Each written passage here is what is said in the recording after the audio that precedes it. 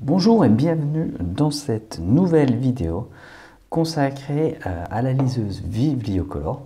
Et donc plus qu'une vidéo vraiment consacrée à cette liseuse couleur, ça va être une vidéo dans laquelle je vais faire le tour complet du système de la Vivlio, donc un tuto Vivlio, et qui va sans doute aider également les possesseurs des autres liseuses Vivlio. Alors aujourd'hui je le fais sur cette Vibliocolor, puisque c'est la liseuse qui regroupe toutes les fonctionnalités qu'on peut trouver sur les différentes liseuses Vivlio. Donc vous aurez parfois ici une description de certaines fonctions que vous ne trouverez pas nécessairement sur votre liseuse Vivlio, mais ne vous inquiétez pas, c'est normal, la Vibliocolor propose quelques petits trucs en plus, notamment liés à son écran couleur. Alors on commence par cet écran d'accueil qui est très simple chez Vivlio, puisque ici au-dessus on a les livres qui sont en cours de lecture et en dessous une sélection de livres qui sont issus de la librairie en ligne Vivlio. Alors les liseuses Vivlio ont la particularité ici d'avoir des boutons physiques dont je vais un peu me servir parce que c'est parfois plus simple pour faire des vidéos, mais sachez que l'écran tactile fonctionne également très bien. Première chose, on va aller voir ce qui se passe un peu au-dessus, là, en appuyant ici. On a différentes options. Ici, le Wi-Fi est activé. On peut synchroniser ses lectures et ses livres avec le cloud Vivlio. On a un gestionnaire de tâches qu'on verra plus tard. Le mode avion qui permet de couper tout type de connexion. Donc, ça coupe le Wi-Fi et le Bluetooth. Et ça permet notamment d'économiser de la batterie. On a aussi une fonction de recherche. On a évidemment l'éclairage. Ici, donc là, je l'éteins. Je vais le rallumer pour les besoins de la vidéo. Et cet éclairage, on peut le régler ici assez facilement. Donc je le règle quand même à un niveau assez important pour qu'on ait une bonne vision d'ensemble sur la vidéo. En dessous, on a la bibliothèque. Je vous propose d'aller voir tout de suite un peu ce qui se passe dans la bibliothèque de cette liseuse. Alors la bibliothèque est, on va dire, l'une des plus complètes sur les liseuses, puisque donc, non seulement vous retrouvez vos livres ici, qui sont déjà sur la liseuse, vous les repérez avec le petit nuage. Par contre, si un livre vient à manquer, mais qu'il est disponible dans votre stockage en ligne chez Vivlio, vous avez ce petit bouton qui vous permet de télécharger le livre. Et donc, ce que j'apprécie surtout dans cette bibliothèque, c'est la grande variété de types d'affichage qu'on peut avoir. Évidemment, on peut afficher tous les livres qu'on a, on peut afficher les livres par auteur, on peut afficher les livres par genre, par étagère. Donc là, c'est en gros une étagère, c'est pour faire un rangement interne. On a aussi des favoris, on peut voir les dossiers, on peut voir les formats. Donc ça, c'est plutôt pas mal pour retrouver directement, par exemple, des bandes dessinées CBR ou CBZ. On a aussi un rangement par série et tout ce qui est stockage en ligne. On a différentes options de tri aussi. Alors ici, si je reste par format, je peux trier par ordre décroissant ou par ordre croissant. Et puis ici, voilà, j'ai différents types d'affichage. Alors, je vais me remettre, non, je vais rester en format. Je vais me remettre sur EPUB par exemple. Donc ça me donne une bonne idée des livres que j'ai sur cette liseuse. Donc ça, c'est pour la bibliothèque et vous voyez qu'on peut déjà ranger pas mal de choses. Pour revenir à l'écran d'accueil, je vais appuyer sur le petit bouton là, ici en bas, ce qui va me permettre de revenir directement à l'écran d'accueil. Ce que je vous propose, c'est d'aller directement attaquer la lecture d'un livre pour qu'on puisse observer quelles sont les options qui sont disponibles. Donc là, je viens d'ouvrir mon livre et on a effectivement quelque chose d'assez classique. Vous voyez, le texte est affiché. Donc je peux naviguer soit en utilisant les doigts ici, en glissant le doigt, soit en appuyant. Et puis, je peux également utiliser ici les boutons en dessous. Donc là, c'est pas facile avec mon support, mais on a les petits boutons qui permettent de revenir. Alors tout ça, c'est paramétrable et c'est l'une des grandes forces des liseuses Vivlio. Donc pour paramétrer l'affichage, on va utiliser le petit bouton là, en dessous. Et maintenant, un menu apparaît. Et ce menu nous permet d'accéder aux différents paramètres de lecture. On peut également prendre des notes, accéder à un dictionnaire, laisser un marque-page. On va voir tout ça. On va commencer par les paramètres. À mon sens, c'est l'une des choses les plus importantes sur une liseuse.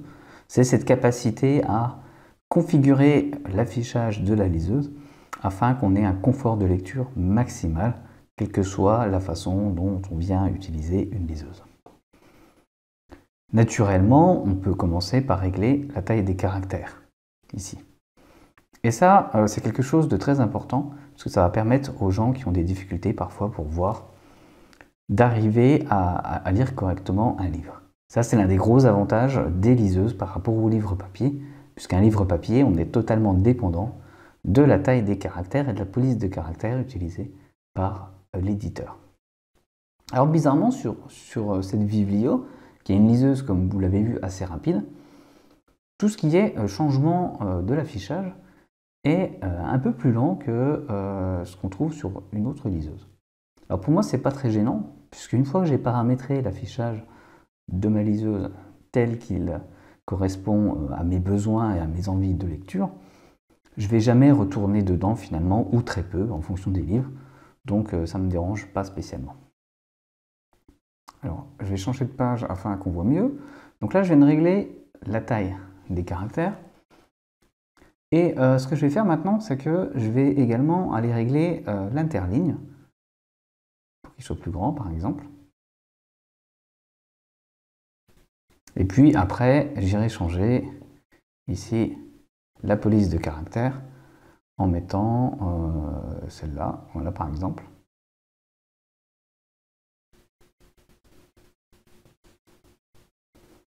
Bon, c'est pas une grande réussite, mais je pense pour cette vidéo, ça ira. Et je peux également ici ajouter des marges un peu sur les côtés de l'écran. Enfin, j'ai le troisième onglet qui va permettre d'afficher des informations pendant la lecture. Alors ici, je peux afficher ce qu'on appelle la barre d'état, qui va me permettre d'accéder au menu du haut, les pages restantes avant la fin du chapitre, et une numérotation des pages. Donc là, j'ai tout activé. Et voilà, et pendant la lecture, du coup, on a ces informations. Donc là, c'est à vous de voir à peu près comment vous avez envie de paramétrer votre liseuse. Mais en tout cas, cette liseuse Vivlio est très complète. Alors là, je suis sur un e-book en anglais. Donc si je sélectionne un texte, je peux le souligner. Et je peux le souligner d'une couleur, ce qui est vraiment intéressant et qui est une chose qui est vraiment propre à cette liseuse. Mon mot souligné, je peux également faire une recherche sur Google ou dans un dictionnaire. Mais on va regarder les différentes options qui nous sont proposées. Ici, j'ai fait apparaître un clavier pour écrire un commentaire.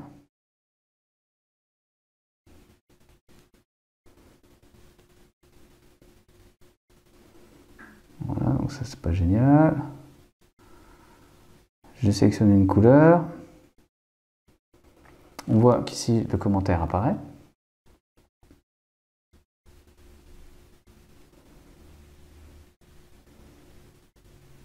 Je peux donc avoir différentes options. Donc je peux également créer des sortes de captures d'écran, mais je peux utiliser un crayon virtuel évidemment, pour écrire directement dans le livre. Alors, voilà. Et donc ici, voilà, je peux faire des notes comme ça. Des notes qui, malheureusement, ne sont pas totalement directement intégrées dans le fichier EPUB. Mais bon, j'ai un outil qui me permet d'accéder comme ça, avec la gomme aussi, je peux gommer un petit peu, d'accéder directement à des outils de mise en forme qui me permettent de prendre des notes sur des e-books. Là aussi, je peux sélectionner une couleur si je veux faire autre chose.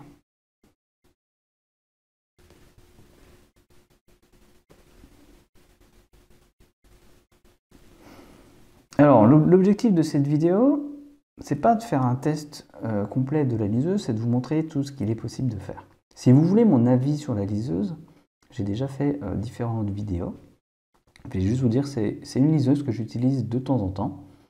Et je trouve qu'elle est plutôt pas mal, justement, par rapport à toutes ces fonctions. Mais c'est pas nécessairement une liseuse que je recommande spécifiquement pour la lecture de romans. Pour le reste, oui, c'est vraiment intéressant. Et je vous invite à aller voir les différentes vidéos proposées sur la chaîne. Ensuite, on peut faire une recherche ici sur un moteur de recherche bien connu, ce qui va ouvrir un navigateur. Donc, ça implique déjà plusieurs choses. Le fait d'être connecté en Wi-Fi. Et puis, voilà, comme vous le voyez, il y a un petit peu encore des petits bugs dans ce navigateur, mais ça permet d'avoir une idée sur un mot ou sur un nom de personnage, etc. Et ce qui est vraiment difficile, je trouve, à partir de là, c'est de revenir sur le livre. Puisque, comme vous le voyez, ici, vous êtes dans le navigateur. C'est là que les choses auraient pu être un peu mieux faites. Donc on a une première solution qui est de revenir à l'accueil, ici, mais on ne revient pas dans le livre. Alors pour revenir dans le livre, là on s'est arrêté, on va utiliser justement le gestionnaire de tâches, ici, qui nous permet de retrouver toutes les choses qu'on a faites, toutes les dernières choses. Et voilà, donc là j'ai eu simplement le besoin de recliquer sur le titre du livre. Je peux revenir également ici dans le navigateur là où je m'étais arrêté et revenir ici sur le livre. Maintenant je resélectionne le mot et je vais utiliser le dernier bouton et là je vais avoir un dictionnaire intégré qui permet d'avoir une définition directement dans mon livre. Donc, comme vous le voyez, dans cette liseuse, on n'a pas d'option de traduction. Puisque là, je suis sur un livre en anglais et on ne m'a jamais proposé, par exemple, ici, de traduire ce mot en français. Ce que je peux faire, néanmoins, c'est faire une recherche Google pour essayer de trouver une définition. Si je retourne dans ces options, j'ai également le choix de pivoter, alors automatiquement ou non, l'affichage. Donc ça, c'est quand même assez intéressant, notamment pour des notions d'accessibilité. On a également la possibilité de créer des notes, donc ça, on l'a vu en détail. Mais on peut accéder à l'outil directement ici depuis le bas. On peut accéder directement au dictionnaire et ensuite voir. Donc ça, c'est quelque chose que j'ai testé sur la chaîne. Je ne vais pas aller plus loin que ça aujourd'hui, sinon la vidéo durerait vraiment très longtemps. Mais c'est une liseuse qui fait de la synthèse vocale et qui peut lire à haute voix vos livres, vos e-books. Et donc, quelque part, transformer un e-book en livre audio. Donc, je vous invite à aller voir la vidéo à ce sujet si c'est une fonction qui vous intéresse. Donc là, on me propose par exemple de sélectionner un appareil Bluetooth, puisque pour écouter le texte, voilà, j'ai besoin de connecter un casque Bluetooth ou une enceinte Bluetooth. Donc là, on a fait le tour. Alors, on n'a pas fait totalement le tour, puisqu'il faut quand même que je vous montre la gestion des marque-pages. On a également la table des matières ici. On peut aussi accéder aux marque-pages et puis aux différentes notes qu'on a saisies. Donc vous voyez, les outils de saisie de notes, c'est vraiment pour travailler sur un texte directement sur la liseuse. Et même si on peut exporter les notes après, ce n'est pas nécessairement une liseuse qui ferait office d'outil de productivité dans le monde de l'entreprise. En tout cas, moi je ne la recommande pas pour cela. Et ensuite, ici, je peux évidemment faire une recherche dans le texte pour retrouver un passage intéressant. Voilà, ici par exemple, là aussi, etc. Donc ça, c'est plutôt pas mal, je trouve, et ça peut dépanner parfois. Maintenant, on va passer à la lecture des bandes dessinées. Donc, je ne vais pas rentrer extrêmement dans les détails ici. Je vous ai préparé une petite bande dessinée en couleur de la série Pacific Rim. Et ben, tout simplement, on va se rendre compte qu'on a des paramètres également, mais qui sont cette fois différents. Donc l'idée qu'a eu Vivlio et son partenaire Pocketbook, c'est de nous faciliter un peu l'usage et l'affichage des bandes dessinées et des fichiers PDF en proposant des options qui peuvent être intéressantes. Donc la première chose, c'est qu'on peut ici adapter l'affichage à la largeur de la page. Voilà. Donc là, quand on fait ça, vous voyez ici que la page est coupée. Donc, ça signifie voilà, qu'il faut passer à la page suivante pour voir l'intégralité de la page. Donc je trouve pas que c'est une façon de lire vraiment intéressante. C'est pour ça que je préfère le mode qui affiche une page vraiment complète directement ici.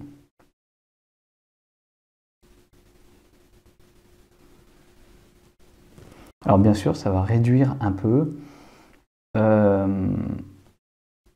surface d'affichage puisqu'on aura des marges pour conserver le format original de la bande dessinée. Alors je vais retourner dans les paramètres ici. Et ce que je vais faire aussi, c'est que je vais enlever les pages restantes avant la fin du chapitre pour avoir un peu plus d'affichage en bas. Maintenant, on va rentrer dans quelque chose qui est un peu particulier, puisque vous avez la possibilité, théoriquement, de renier automatiquement les marges.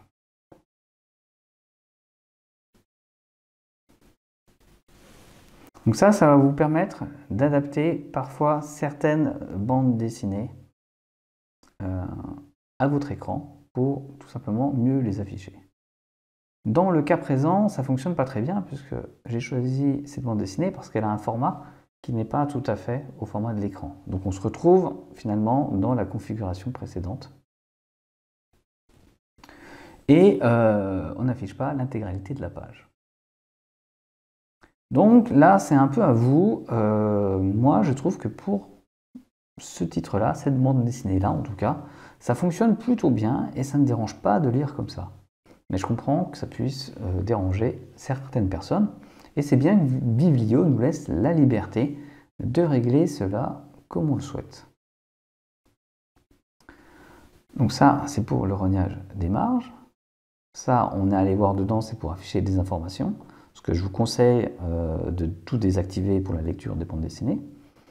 Et là, on a des réglages qui sont propres à la Vivlio Color, puisque ce sont des réglages qui concernent uniquement les couleurs sur la liseuse.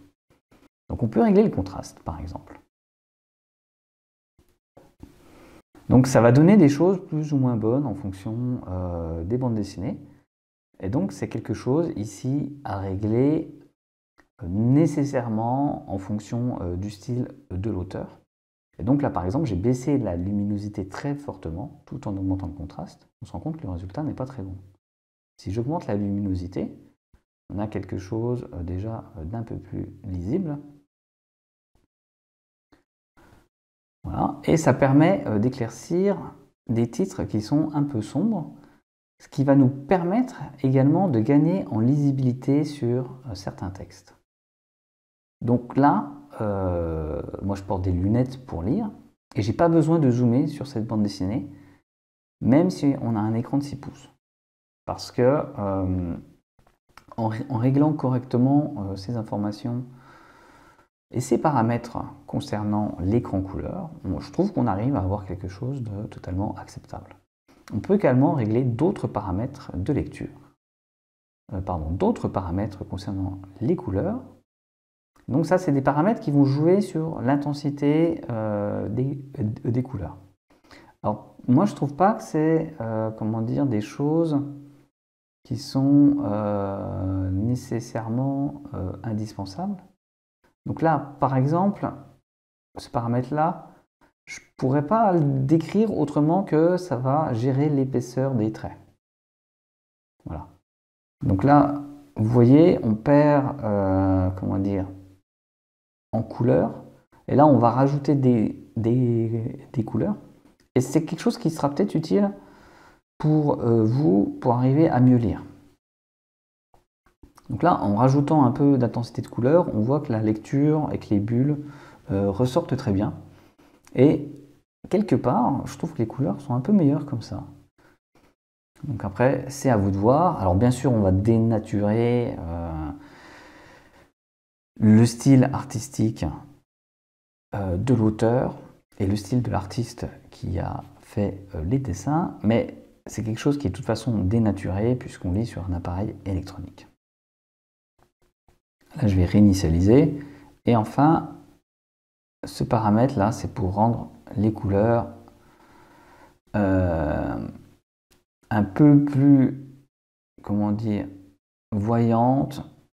Je ne sais pas comment ça s'appelle en français, mais en gros, on passe du noir et blanc à beaucoup de couleurs. Donc, il est tout à fait possible de passer en noir et blanc en mettant tout simplement ce petit paramètre ici. Alors, je trouve que ça a quand même peu d'intérêt, puisque l'avantage de cette machine, c'est quand même la couleur. Et donc, moi je pense que vous devriez laisser des couleurs.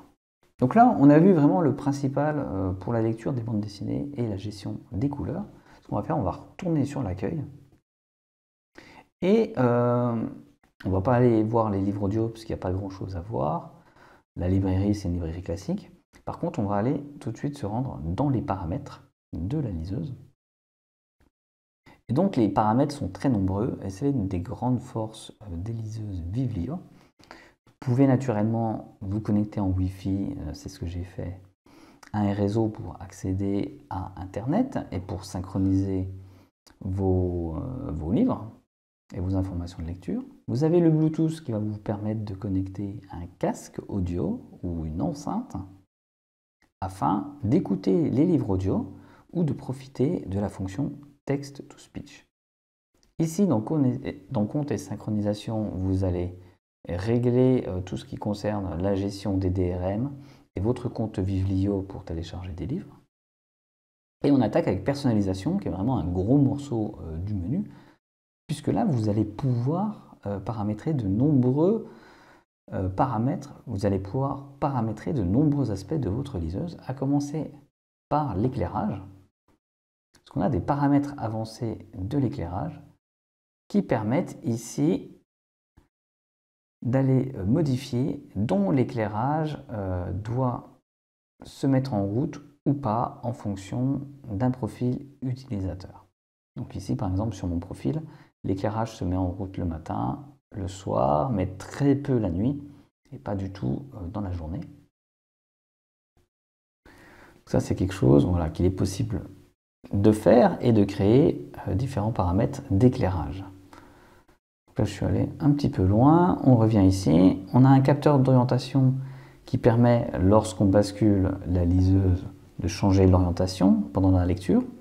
C'est quelque chose que j'ai tendance à désactiver parce que ça m'agace un peu. Donc si ça vous intéresse, vous avez juste à l'activer ici. Et voilà, c'est bon. On a un témoin LED ici qui permet de savoir quand la liseuse fonctionne, etc. On peut programmer les touches, donc c'est-à-dire définir quelles fonctions sont à faire lorsqu'on appuie sur ces touches-là. Voilà. Donc ça, je ne vais pas rentrer dans les détails, mais sachez que si les touches actuelles ne vous conviennent pas, vous pouvez les redéfinir, que ce soit dans la navigation, dans la lecture des EPUB, c'est-à-dire des livres, des romans, ou dans la lecture des PDF, des bandes dessinées, etc.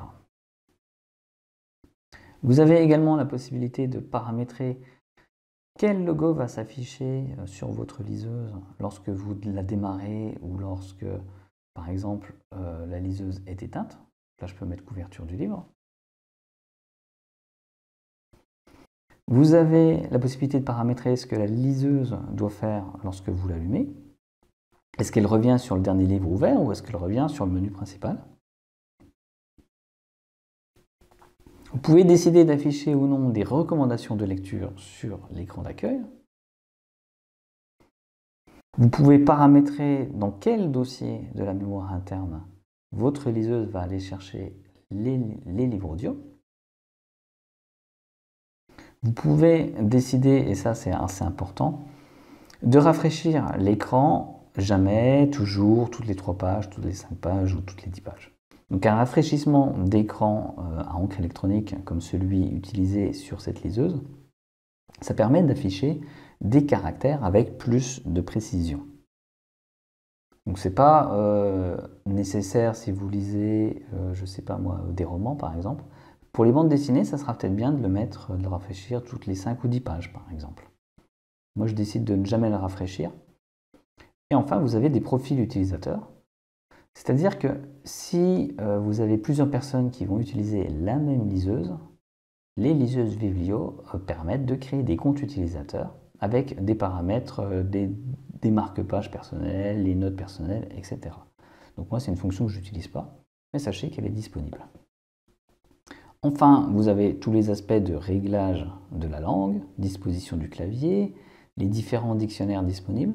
Je sais qu'on me pose souvent la question, on a uniquement des dictionnaires ABI disponibles sur cette liseuse.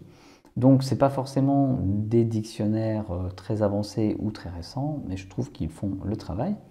Et vous avez également tout ce qui est paramètres de la synthèse vocale. Vous pouvez choisir la langue de la synthèse vocale, la vitesse de lecture, etc. Alors, la suppression des packages, si vous avez une langue que vous n'utilisez jamais, vous pouvez la supprimer pour gagner de la place sur votre liseuse. Tout ce qui concerne la batterie, c'est tout ce qui concerne la mise en veille, le verrouillage automatique de l'écran, etc.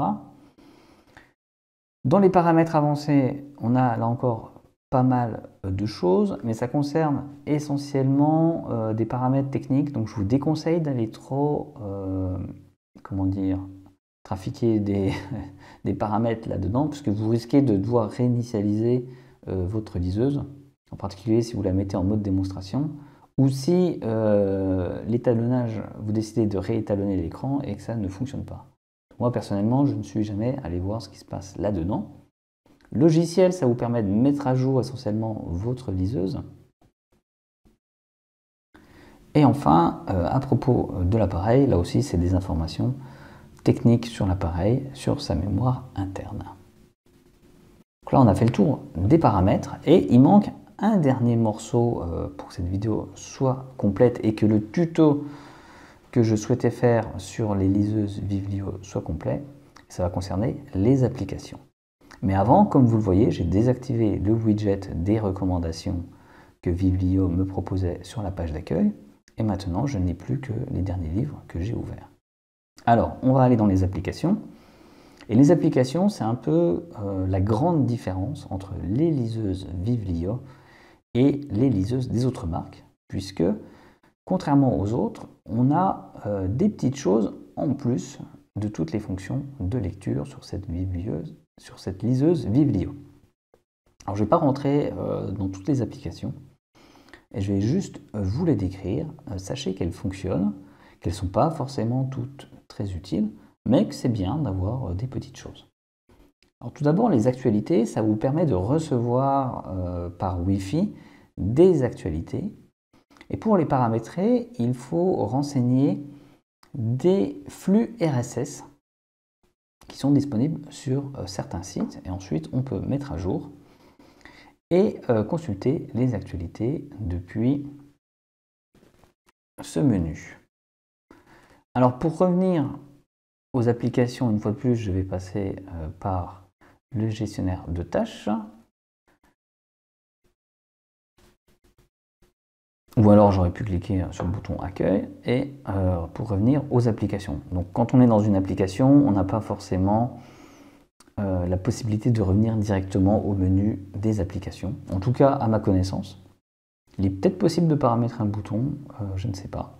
On a une calculatrice, l'accès au dictionnaire, la galerie qui permet de visualiser des images en couleur, l'horloge et un calendrier. Donc ça, c'est quelque chose de très simple, c'est juste pour afficher un calendrier. Le lecteur audio qui vous permet de lire des fichiers MP3, l'accès à vos différentes notes. Et je vais rentrer dans le navigateur qu'on a déjà vu rapidement pour faire une recherche Google et vous montrer donc comment il fonctionne. Sachez que comme pour tous les navigateurs de liseuse, on n'est pas sur quelque chose de super fiable.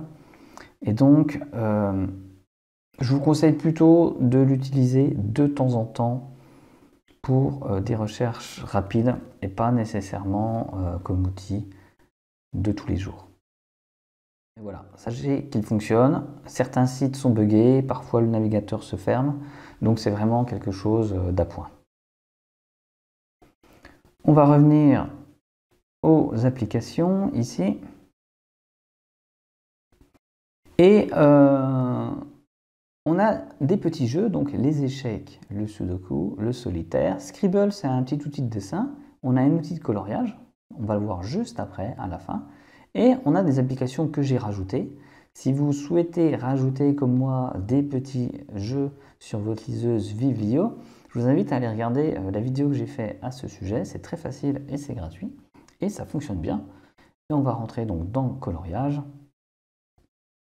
On va colorier un petit chat. Et comme vous le voyez, c'est plutôt amusant pour les enfants, puisqu'on a un écran couleur qui est vraiment très simple à utiliser.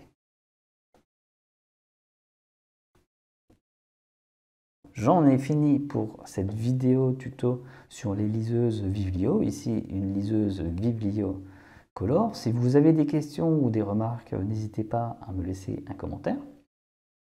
Et puis, comme vous le voyez, c'est une liseuse qui permet de faire énormément de choses. C'est sans doute une des liseuses qui a le plus de fonctionnalités disponibles actuellement sur le marché. C'est une liseuse à moins de 200 €. Vous trouverez un lien dans la description si vous souhaitez en savoir plus et éventuellement l'acheter. Et si vous avez aimé cette vidéo, que vous voulez en voir plus sur des liseuses, en particulier des tours complets comme celui-ci, n'hésitez pas à mettre un petit pouce vers le haut et à vous abonner à la chaîne. Donc, je vous dis au revoir, à bientôt et bonne lecture.